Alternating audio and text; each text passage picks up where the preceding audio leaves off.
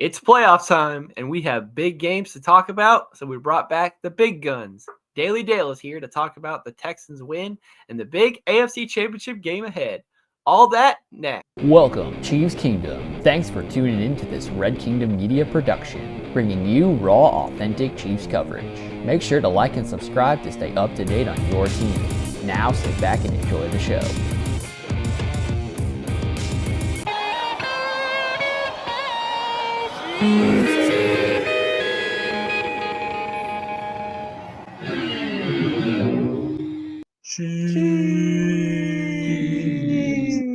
Welcome to this three-person edition of the Home of the Chiefs podcast, where the Chiefs are our home.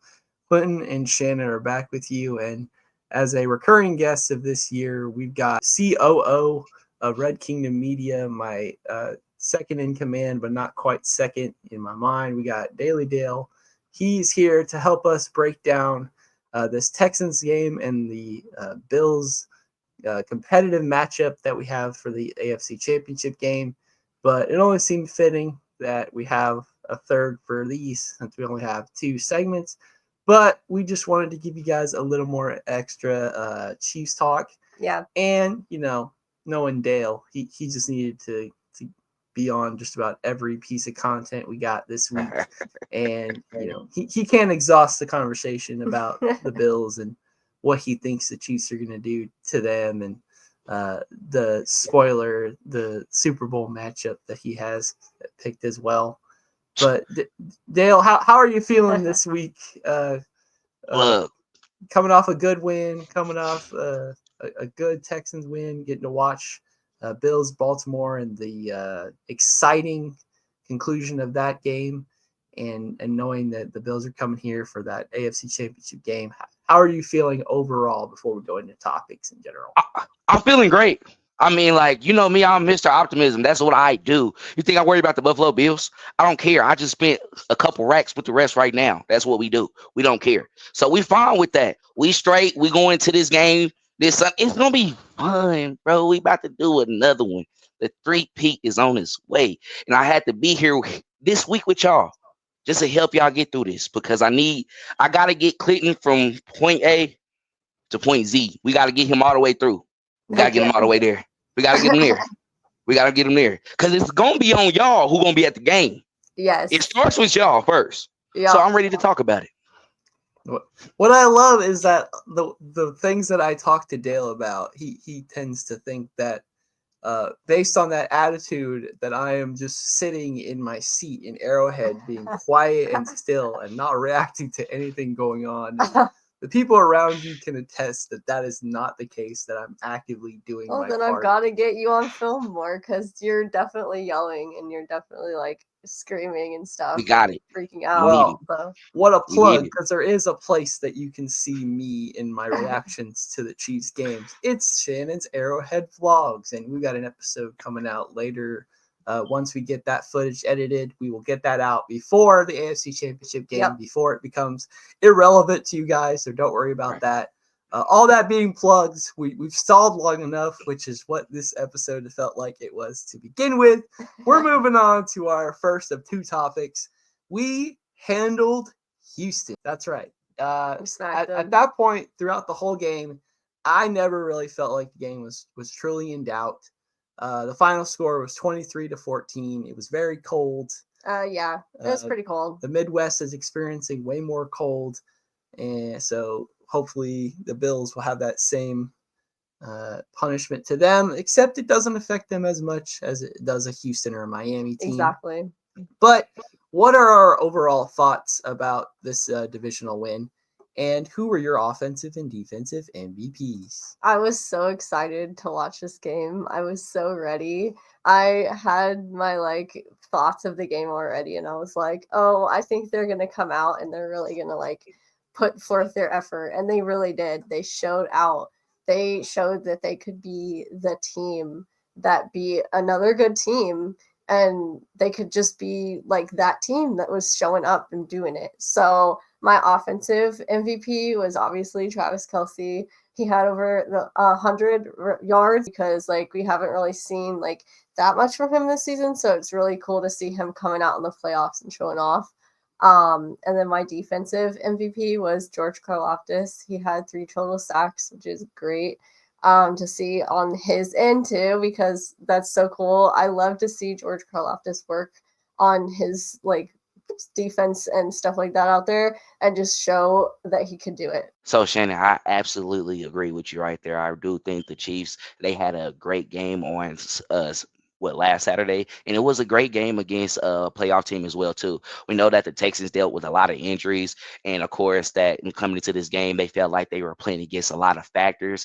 But at the same time, this is the same team that we faced a couple weeks ago, and then we dominated them as well too. So I think overall they came into this game with being off for 3 weeks as well too, knocking off that rust, and was able to come out there and of course and get the job done. And then guess what? Go to another AFC Championship game again, 7 in a row. I will 7 in a row, and then of course we got that Arrowhead Invitational back as well too. So I'm definitely excited about that, and I can't wait for this matchup we have later on as well too. Of course that we will discuss. But my offensive standouts. Jenny, you got me. I wanted Trav. I wanted him, but you know we gonna spread the love because we got Mr. Kareem Hunt back. You know, he came out there and handled his business. He did his job. And, you know, for a lot of people out there that want to call out Pacheco and talk about, you know, how poorly he has been playing. And when Kareem comes into these games and it's like, oh, you see that little another feeling into it. You feel him, of course, hitting those holes, you know, gaining those yards, kind of pushing the offense forward.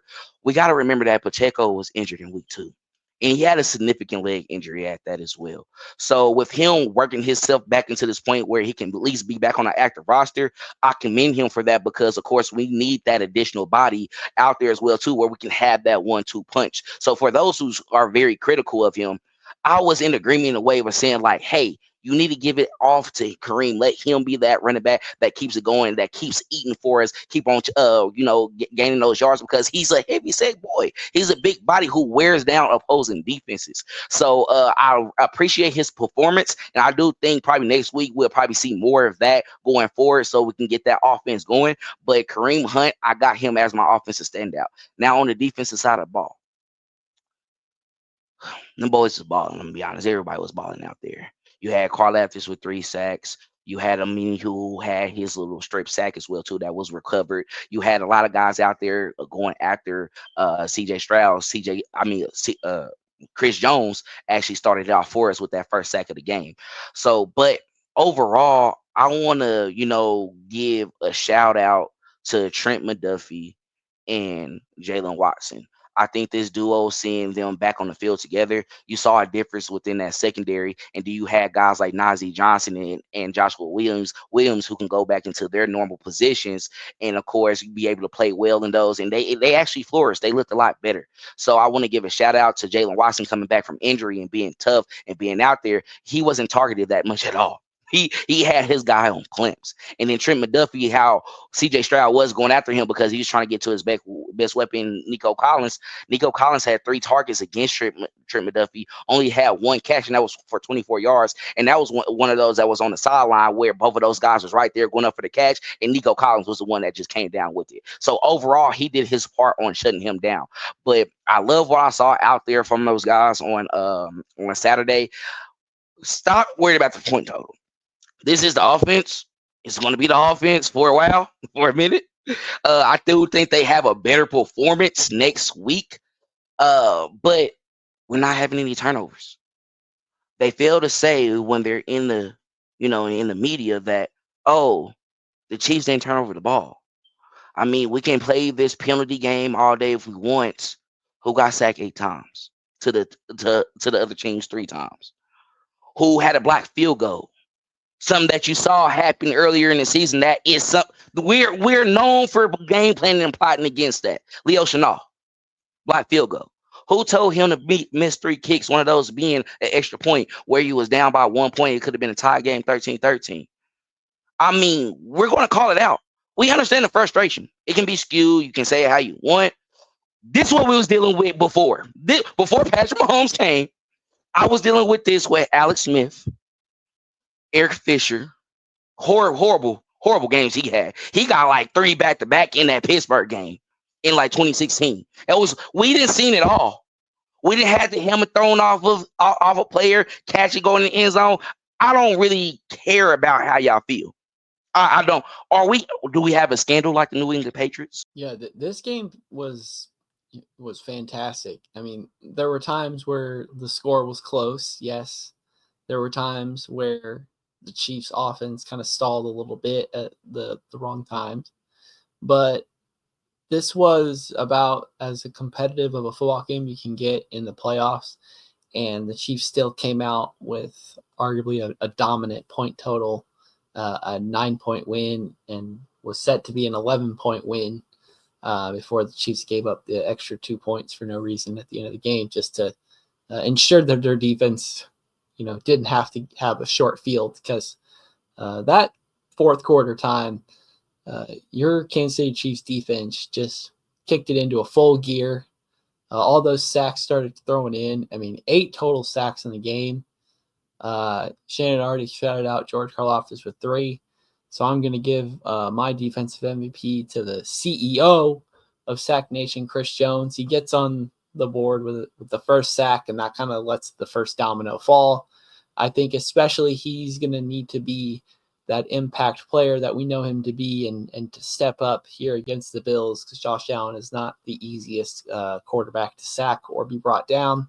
And Tom Brady has always said that pressure up the middle with the defensive tackle was the hardest to get away from.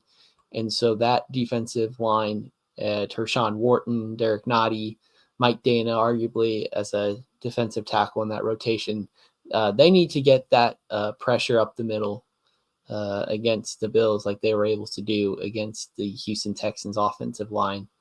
But this Chiefs defense was able to hold the Texans and their offense to 14 total points, no more than 6 points in a quarter. The second half was just as dominant as the first half, and that's always kind of been the knock against our defense, is they will play great in one half and then kind of fall off. This was arguably a dominant performance from start to finish, and going up against a tough Bills team like they are now, they're going to need to keep that momentum if we hope to hold on to that. And the offense, I think they're still trying to figure out what they'd like to do.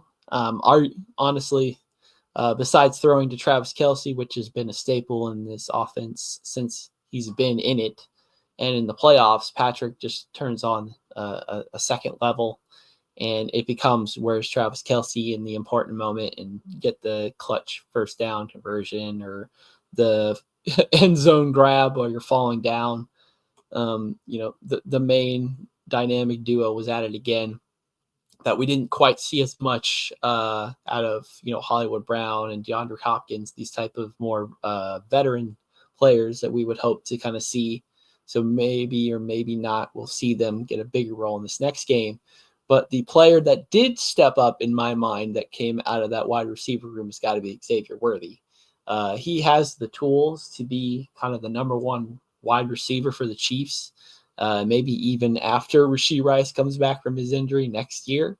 And it seems like Xavier Worthy's starting to get a little better at his positioning on the football field in terms of where the out of bounds line is, how to hold the possession of the ball all the way to the ground.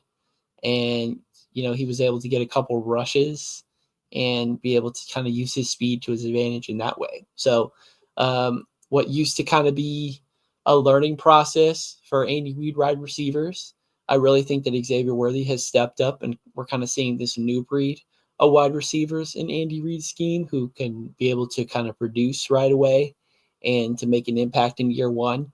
And we kind of saw it working more and more toward the end of the season, and it seems like Andy's going to piggyback on that even more and kind of ride the hot hand, the fast player from the Texas Longhorns, Xavier Worthy, and kind of use him as that speed element. And I'm just excited to see what he gets used the rest of this postseason run, whether or not he's more as a gadget type player or if he's going to get those deep bombs down the field for those touchdowns that we've been hoping for all season. And Andy Reid's just been kind of holding on to them until the break glass is postseason time. So, we were there. We experienced the cold. Wouldn't have it any other way. I think it really showed against the Houston team where they would kind of have a little momentum. Their only good drive was when they were running the ball really well. So, besides that, the over the middle throws could be got here and there. But once you ask this Chiefs defense to hold to either 3 points or in most of the cases missed field goals or blocked field goals from the Texans' own choice, this game kind of wrapped up itself. I don't think it's going to be as easy of a challenge this next week, but I think that all that talk, like the Chiefs were going to get upset in the first game and they're going to be rusty and 20 plus days of waiting around is going to be too much for the Chiefs. They nipped that right in the bud and said, we're here. We know nothing less than getting to the AFC Championship game, and that's what we intend to do. Make sure to like and subscribe. Follow us on all of our social media platforms at Red Kingdom Media. Whether or not they're still in existence by the time you're watching this, it doesn't matter. But if you like to consume content of any kind, especially here on YouTube where we're on video, or on Spotify where you may be listening to this podcast right now, make sure you're subscribe, following us, whatever the case may be, so you can keep up with all the content. Maybe go back and listen or watch some previous content, see if we absolutely nailed our previous choice, or if you got to flame us in the comments because we didn't get it right. It doesn't matter. We love to hear and talk with all you about anything and all things Chiefs. Would you like to possibly be on a future episode of the Home of the Chiefs podcast with somebody at host? Can't say who or what or when, but if you would like to potentially be on a future episode of the Home of the Chiefs podcast where you get to talk about your fandom as being a Chiefs fan and possibly get to talk about the upcoming games relevant in the Chiefs schedule, make sure to hit up the form in the description, and that way we can get your contact information and set up a potential interview and that future episode of podcast, or maybe some future content as a later contributor for Red Kingdom Media. Who knows? Maybe just get your foot in the door. But if any of that interests you, make sure to hit up that link in the subscription. Do you like your written content? We have a Substack where we post daily articles Monday through Friday. And we also have a paid membership for just $5 a month that will get you a pregame and postgame article for each and every Chiefs game we have. Dale's post-game article for the Texans will get posted very soon after. And then, of course, we have Rod's pre-game article against the Bills that will be coming out prior to Sunday. So if you want to get some extra information and get the X's and O's figured out about this whole football thing, maybe try subscribing to our Substack. And would you like to have your own piece of Red Kingdom Media merch? We've got t-shirts for sale. And if you like what you see on the screen, and if you're listening as the podcast, make sure to click on the video so that way you can look at that pretty picture of our shirt. But go ahead and message one of us who is in this podcast right now so we can get an order set up so you can get your hands on one of these shirts as well. And now it is time for the main event. It is the Bills Brawl. It's the tough matchup ahead. It is the 2020, or should I say, postseason 2021 AFC Championship rematch, as Kansas City will be hosting the Buffalo Bills in the AFC Championship Arrowhead Invitational, as we like to call it around here, on Sunday night on CBS, where Tony Romo will be riding Josh Allen the entire game, hoping to see a Bills victory, but I know that none of us in this podcast want to see that outcome. No. Or do we? No, just kidding. We don't want it. But do we see something happening? Shannon, what are your expectations around this game? And do you believe that the Chiefs are going to successfully retain the Lamar Hunt Trophy and be able to move on to the big game. Yes, I think they are going to win. I think they are going to get that trophy, and we're going to have a three-peat, but it isn't going to be easy. It's going to take a lot of work, and it's going to take them just coming out here and just dominating those Bills. And we want to see that. We don't want to see them making mistakes. We don't want to see them doing anything that they would regret doing. So we want to just keep thinking positive thoughts and just push that into the universe and be like, come on, let's make it happen. Let's have that like victory again and have that over the Bills and just make it so like special and historic. And this is a historic time in our city, and it's just so fun, and I'm excited. Shannon, I think you hit it right on the head. This game is going to be very fun. I'm going to have a fun time enjoying it. I'm prepared for it. It's going to, like you said, Clint, it's hosted by, you're going to have Tony Romo, Jim Nantz on the call. You mentioned that Tony Romo is going to be riding Josh Allen. We got to remember, he was the original Mahomes Glazer. He remembers that 13-second game. I think sometimes he feels bad for Josh because maybe it reminds him of his career in a sense. You know, Tony Romo was a good quarterback. And, you know, at times being on the NFC side as well, too. He fell short, especially with Cowboy Nation. I'm sorry, Cowboy Nation. It's the truth. It's honest God truth. And I think he feels for Josh in a way. That's why he tries to, you know, pump him up a little bit. Well, you're talking about Patrick Mahomes and Travis Kelce and Andy Reid on that offensive side of the ball. I don't care what you did earlier on in the year. It doesn't matter. How y'all was getting hit out there on Sunday as well, too, in that cold weather, getting guys knocked out. We then saw Teron Johnson get knocked out. They had Taylor Rapp. He had to leave on the cart as well, too. That's their top safeties. You know, those are their top guys, and they're already having issues in the secondary as well, too. That can be where our wide receivers can take advantage of that. We didn't see guys like Hollywood Brown and DeAndre Hopkins be able to, of course, showcase their skill set in that last playoff game. Now, that catch by Hollywood Brown, to me, on TV, it looked good. I'm not going to lie, but that's just me being biased. I'm just being honest. But it's being able to see him be able to catch that between two defenders and Mahomes hit that on the money. I think he's in that playoff mode. They like to compare to the performances that Josh Allen, Lamar Jackson had, but the Chiefs, after those years that we just seen where we had Tyreek Hill and they were just really blowing the top off of the opposing defenses, a lot of teams start playing us a lot differently. But at the same time, you got to remember that our weapons also have kind of went down as well too. So Mahomes got to make things work for what he has. And I don't think he's trying to overdo it, which is why you're not seeing those over your dead body performances all the time. However, he has moments, but it's tactical and it works for the Chiefs. I don't need to be that all game. We saw that in 2020. Actually, yeah, that was in 2020, in the 2020 season, with the Tampa Bay Buccaneers. We didn't have offensive line. And he was out there playing Superman. What did that do for us? It only account for 9 points. So guess what I have to do? I got to come out there and I'm going to take what the defense gives me. What the Bills have done, and they made mention of this in their previous matchups throughout the year, they have won the turnover battle. You can't allow them to win the turnover battle. That doesn't mean Patrick Mahomes throw interceptions. That means you got to hold on to the ball. You have to, of course, be smart in your opportunities. The things that we saw Mark Andrews do, Kelce had those problems at times in certain games that you've seen us lose. You know, he catches the ball, try to make a move, try to get loose. Oh, somebody hit it out. Ooh, they recover it.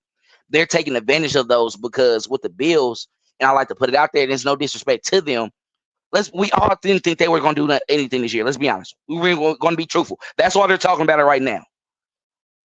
That worked with the Baltimore Ravens and everybody else. Okay, that's cool. We're not Kansas City Chiefs. We didn't care. We was injured that game we played them. We don't hurry and try to rush guys back. We're going to let them get healthy because moments like this, you thought you saw us then. No, you're about to see us right now. And with your secondary and how you all played, I told Clinton this throughout the game. We was taking back and forth. Look at their weaknesses. Just peep it. That middle is wide open. Oh my God.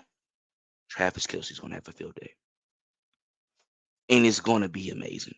And they're going to be like, why again? This happened. Yes. It's going to continue. And then you're gonna be like, oh, they don't got Tyreek Hill again. You're gonna see Xavier Worthy, and this is a different story. His route running is impeccable. It's crazy. Did y'all see that catch last game? Y'all was there. Y'all saw the whole visual. I was like, oh, this is real. This is for real. They're gonna be all right. Now, can you bring Josh Allen to the ground? They have done it in these games. He has his over his dead body moments. Clinton, I'm telling you right now, they're going to murder him. And you're not getting any calls. You're in Kansas City. Already paid him. Don't even trip. Don't even come in there with that mindset. It's not happening. Murder him. And when I say this, not literally go for his kneecaps or everything like that. Anytime you become a runner, you're getting hit like a runner. No second guess about it. I don't even care if they give me a penalty. You're getting hit like a runner. You're going to second guess. Once you get out the pocket, you're going to second guess. I want Leo Chanel. I want Nick Bolton, Drew Tranquil. As soon as he gets even a slight bit up, attack. But they're going to have to collapse that pocket. They're going to have to contain him and keep him inside. And we talked about this before as well too. He's how we contain Lamar Jackson. We contain him because we're going to tell him and dare him to throw the ball. You honestly want Josh Allen to do the same thing, but the difference from last game, you got Jalen Watson back. So you don't have Stephon Diggs no more. Keon Coleman is a rookie. He wasn't playing in the last game either. You got Mac Hollis and you got Shakir. Man, God, don't worry about Shakir. He gets open. He breaks tackles. He will extend the drive for them. Mac Hollis, he's an aggressive type of wide receiver. He does the dirty work. What you did with the Ravens, we don't do that over here. Jalen Watson, he's your size, buddy. He will stand up with you. Trent McDuffie, yes, he's short. Us short people, we will lift you up. We're not playing with you, bro. Like, it's going to get rough. All that you think you're going to get tough, y'all not in Buffalo. Y'all not around the mafia. You in Chiefs Kingdom. And it's been like this every time. 142.2 decibel for a reason. Are you young guys ready for that? Josh Allen is. I know he is. We not worried. We know he's coming ready to play. Are y'all surrounding him? We know Von Miller too. He been here forever. The OG's ready, but the OGs, they ain't gonna be able to do it by themselves. In Mahomes, he hasn't been trying to do it by himself. He's just been trying to get it to other guys to be able to help him out and make those plays. He's become a smarter player. So I feel confident. I feel like it's going to be a good day on Sunday. I'm going to kick back. I'm going to wait for you to come back home, sit in that chair, talk to us about the game, and I'm going to just look at you like this. And now you know me. The Don Julio is ready. Okay, well, I probably shouldn't have gone last because you know me. I'll probably sound the least optimistic of the three of us. And you know I have to do it for the sake of what's worked before, and Dale can't test because he doesn't like that we have that yin-yang of the complete opposites of each other. But, you know, from what I've seen, this Buffalo team is about as dangerous as they've made themselves out to be. The ways the Texans, you know, at times were able to throw over the middle of us on defense. The Bills can do that same thing, throw the ball over the middle to Shakir or Collins or Coleman, maybe get a catch here or two, or James Cook out of the backfield or whatever the case. So, you know, that's something to be concerned with just because we've already seen the Texans were already exploiting that against us when they don't have as many or as dangerous of weapons, I guess, as Buffalo has at their disposal. Josh Allen, guys. You know, we've kind of upset him in the playoffs so many times. If there's any point in this AFC Championship where it's over his dead body, I think he's going to try to make that the case. You know, that puts a lot of pressure on Spagnuolo and that defense to do exactly what you said, Dale, to just, you know, beat up Josh Allen, make him hurt, make him not want to run. But, you know, just like Jalen Hurts and the Eagles and the tush push and that type of thing, you just know if the right scenario comes up, it's going to be their default. And most of the time it's going to work. You know, is it going to take us screaming at the top of our lungs and a false start to kind of undo all that beforehand? Yes. And you bet that we're going to be working our tails off trying to make all that happen. Yeah. But it's going to have to be this Chiefs team playing the best game that they've played all year. And, thankfully, they've been playing their best as the further the season's gone on. The Denver game gets thrown away because the starters were in there. We got to see a game when the starters were playing and they looked at their best. Mm-hmm. And then we saw this defense look just about all the way clicked on. And this offense is, 60% back? And that's with, the defaults of Travis Kelce. Here's where you come in and all the defaults that we've had. But now we're starting here, Xavier, where do you get your touches here? Pacheco, you and Kareem Hunt, maybe you guys start splitting handoff. So that way we have a big body running back and kind of hurt these guys and stay fresh the whole game.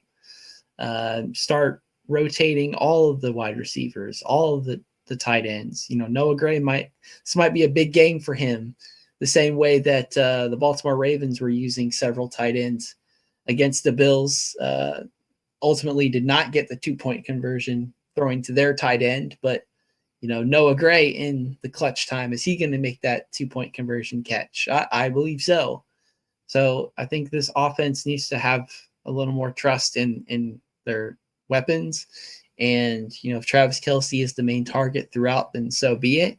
But I don't want all that attention to still be on him. I still want this to be a team effort and allow everybody to kind of do their part, not let it all lie on one person's shoulders or two people in particular, with Patrick and Travis combined. Mm-hmm. But, just like every Bills matchup, it's given me concern. Last year I didn't think that we would have a shot in not saying we wouldn't, stay close in the divisional game last year, but just playing in Buffalo, they were going to have the advantage. We're in Arrowhead this year, so technically the point total, we have the advantage. And Dale, you're absolutely right. The Chiefs cannot afford to make any mistakes this game, to have 0 turnovers if they expect to walk out of Arrowhead with the win, unless they can start forcing Buffalo to turn the ball over first. And, I don't think the interceptions are going to come for that, but maybe we can will some strip sacks into our future. Sacks ain't working so well, but if it's going to be cold, maybe we can have Trent McDuffie punch a couple balls out and fumbles. It's just going to take a little extra effort if the Chiefs are going to win, just because I think that the Bills, match up to us on paper. And, in the one matchup that we did play, yes, we didn't have everybody and no, we didn't play our best game, but they still get that regular season bragging rights. Yeah. And, you can make the argument postseason comes around, it's different. But for me, you still have to beat the team that's in front of you. And that means the current team in front of you, the regular season Bills that we saw, are the team that just beat us. And other than the Broncos blemishing our record a little bit more, was the only loss on our schedule that we had. So, I know the Chiefs are going to come out hungry, but I guess what makes me nervous the most is the Bills have as much at stake in this game as the Chiefs. I know the three-peat talk and all that, but if the Bills continue to fall short of making that Super Bowl, they're going to probably start questioning, is their coach correct?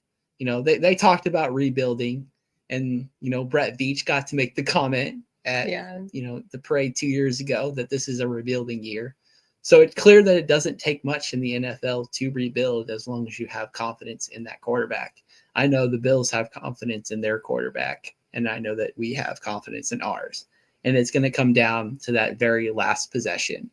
As that Texans game went along, I felt confident the more and more the game went. I don't think this is going to be the case for me. I think, like everything else, it's going to be what's the time left in the game and who has the ball.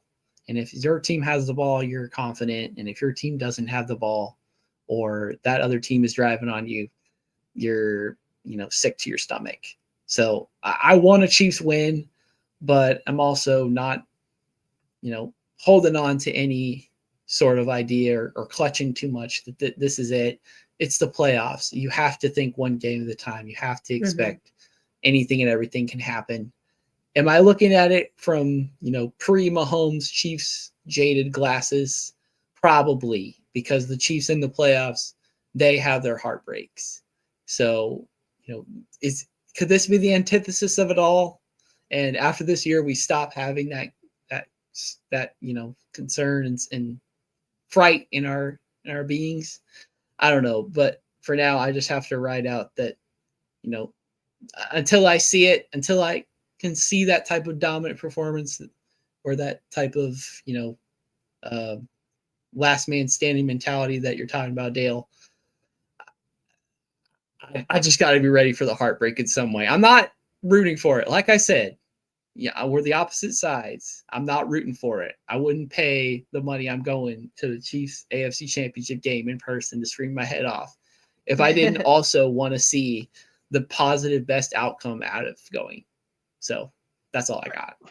Yeah, I got you, bro. That's why it's really respectable because we're not disrespecting Josh Allen at all. We know where it comes from. But I think when you go into what you're saying and with us being home and that as well too, so that doesn't mean anything, right? Because this team's gonna come out here ready to play. But what's gonna have to be different from the last game that we had? We gotta take away that Mahomes interception, those turnovers. If you do that, we have done that kind of the rest of the way after that particular game, and we just limited that, right? And we're just gonna stay within one possession. We need to flip it. We need to take control of the game early on. And by that, we saw a better team last year, with the Bills, than what they have this year. It's just, I think overall, Josh Allen, he just on a different level. He is making his team come together. We got to rattle that. First possession, even I'm calling it, it got to be a 3-and-out or a turnover to me. I don't want even 3 on the board. I want a 3-out turnover. Once you do that, you got Arrowhead going. And Josh Allen, you're going to be able to dial it in and be like, okay, can those young guys be able to do it though? You got some guys on the defensive side of the ball who have been a part of these type of moments as well. But you have some guys on your side of the ball that they haven't even made it to the AFC Championship game. They haven't even got past the divisional round. Some of them are just now joining in, wasn't even seeing that type of, level of competition or being in these moments in college. And I put all that in together because Arrowhead is a different environment. We have rattled the best. We had John Elway, a Hall of Famer, not knowing what he's doing. Playoffs, AFC Championship game in Kansas City. I'm not even there. They block out, the noise and everything. Y'all block out everything. It goes in and out the whole game. I can't even hear nothing.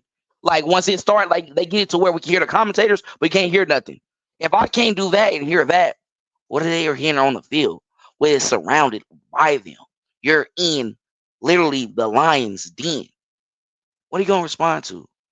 And every time we get closer to the game, something just in my heart just pumps. I think I'm about to go out there. I think they feel the same way. Man, Josh Allen, I'm sorry. What they got going on, what they have going on right now, I don't think he has more to lose. I feel like we got more to lose. Tom Brady beat me multiple times. I couldn't beat the GOAT in a big game. And that's going to be their argument against me. We couldn't see that with Jordan and LeBron. They got that with Mahomes and Brady. But he never did this. I need that. I need to complete that now. And Josh, you're my little brother. I don't care. What does the big bro always do to the little brother? Little brother always get him in a couple games. Hope we can get it. But the big bro, what it matters, is coming home with me. And this was Pat doing. I love their relationship. I always said this as well, too. Josh is his painting to Tom. That's his painting. You going to get your moments. Just not this year. I'm sorry. It's not happening. Dale, I loved your speech. I'm ready to run through a wall, and I'm sure anybody who listens to this podcast is ready to do all the same. And I think we're ready for the Chiefs to officially become the villains of the NFL if they're not already. With a win over the beloved Buffalo Bills, they would fully cement that villain archetype. And, all of us in Chiefs Kingdom who've watched this team through thick and thin, through everything prior to this, who can name the players prior to Mahomes and well prior to that in our history, it is a tremendous feeling. And you almost feel like you have to defend your position. But like Dale said, I'm ready for the game to speak for itself. I'm ready for the proof to be right there, right on the field, right there in Arrowhead.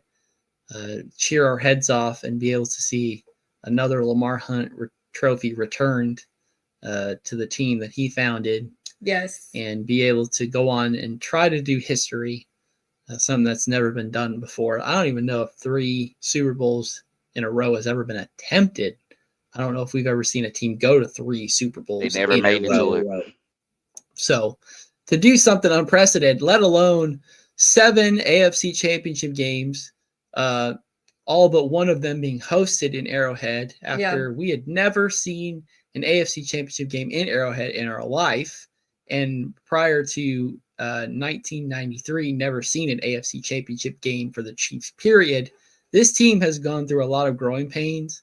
And the fact that we can, or I should say Dale and Shannon here can have that type of confidence in a game like this, in a big game, is tremendous to see the full circle that this team has gone through. Yeah. And the fact that the lovable team and the lovable Mahomes team it is now the most vile and hated team in the NFL and gets all the calls and the refs love them. Yeah, it's so funny. And everybody's rooting for their downfall, except for all of us at Red Kingdom Media. We hope that you enjoyed this episode of the podcast and hope you enjoyed Dale being on once again. Of course, Dale, thank you for joining us. We love having you. Love hearing your rants as always. I'm sure you love getting the same rants from you back. Got to do more crossover type episodes again. Yeah.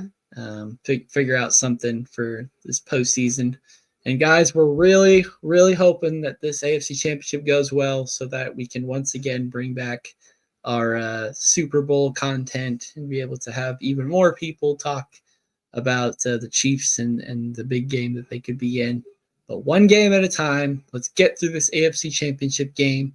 I hope you all have a great week. Enjoy all the content leading up to the game and stay safe out there if you're going to the game like us.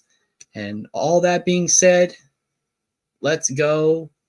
Chiefs. Thanks for checking out this update straight from the heart of Chiefs Kingdom. We appreciate your passion, so please leave a like and follow us wherever you tune in from. See you next tailgate. Your trusted source for all things Chiefs, Red Kingdom Media.